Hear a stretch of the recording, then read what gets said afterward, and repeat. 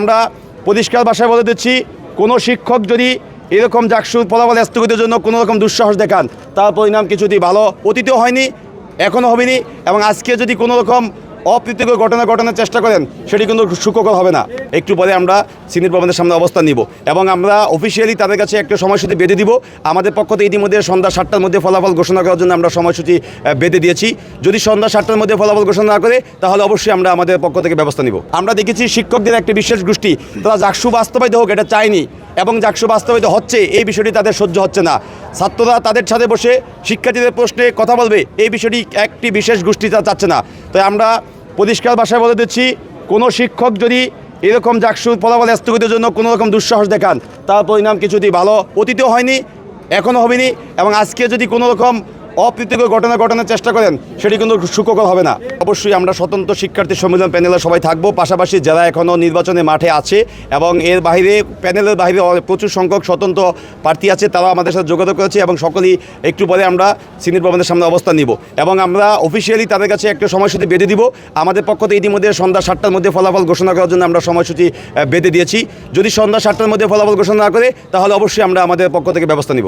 নির্বাচন ভোট গ্রহণ সম্পন্ন হওয়ার প্রায় 20 ঘন্টা চলে গেছে। 8,000 ভোট কাস্ট হয়েছে। 8,000 ভোট গণনা করতে যদি তাদের 24 ঘন্টা সময় লাগে তাহলে আসলে এতে বোঝা যাচ্ছে যে কোনো ষড়যন্ত্রের কোনো একটা বীজ বপন করা হচ্ছে।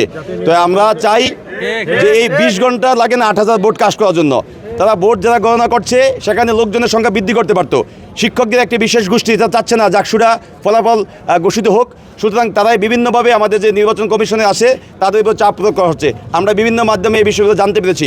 আমরা যারা নির্বাচন কমিশনের দায়িত্বে আছেন তাদের উপরে আমরা শিক্ষার্থীদের পাশে আছি।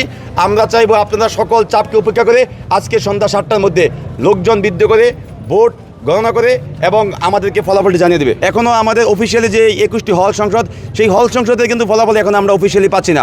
সুতরাং আমরা আশা করব আগামী আজকে সন্ধ্যা 7টার মধ্যে হল সংসদ এবং কেন্দ্রীয় সংসদের ফলাফলগুলো যাতে ঘোষিত হয়। ফলাফল এখন যেভাবে গণনা করা হচ্ছে আমাদের সকল প্রার্থীদের সেখানে বা প্যানেলের এজেন্টের সামনে কিন্তু ম্যানুয়াল পদ্ধতিতে সেখানে গণনা করা হচ্ছে। তো আমরা যেভাবে গণনা করা হচ্ছে এখানে কোনো ফলাফল কারচুপির কোনো সম্ভাবনা আমরা দেখছি না। কিন্তু যেহেতু হল সংসদগুলো ম্যানুয়ালি গণনা করা হচ্ছে, আমরা চাচ্ছি কেন্দ্রীয় সংসদ যাতে হল সংসদের মতো একই পদ্ধতি অনুসরণ করে গণনা করা হয়। যদি কেন্দ্রীয় সংসদে এখন যদি ওএমআর সিটের বা ব্যালট পেপার রিডার মেশিনে গণনা করা হয় তাহলে দুই সংসদে কিন্তু দুইভাবে গণনা করার জন্য এটা নিয়ে একটি বিতর্ক সৃষ্টি হবে। তাই আমরা চাচ্ছি ভোট গণনাকারী মানুষের সংখ্যা বৃদ্ধি করে, পোলিং এজেন্টের সংখ্যা বৃদ্ধি করে যাতে আজকে সন্ধ্যা 7টার মধ্যে আমাদের ফলাফলকে জানিয়ে দেওয়া হয় অফিসিয়ালি। যদি না করা হয় তাহলে আমরা যারা এখনও নির্বাচনের মাঠে আছি আমরা অবশ্যই নির্বাচন কমিশনের বিরুদ্ধে যে কোনো ব্যবস্থা দিতে বাধ্য হব।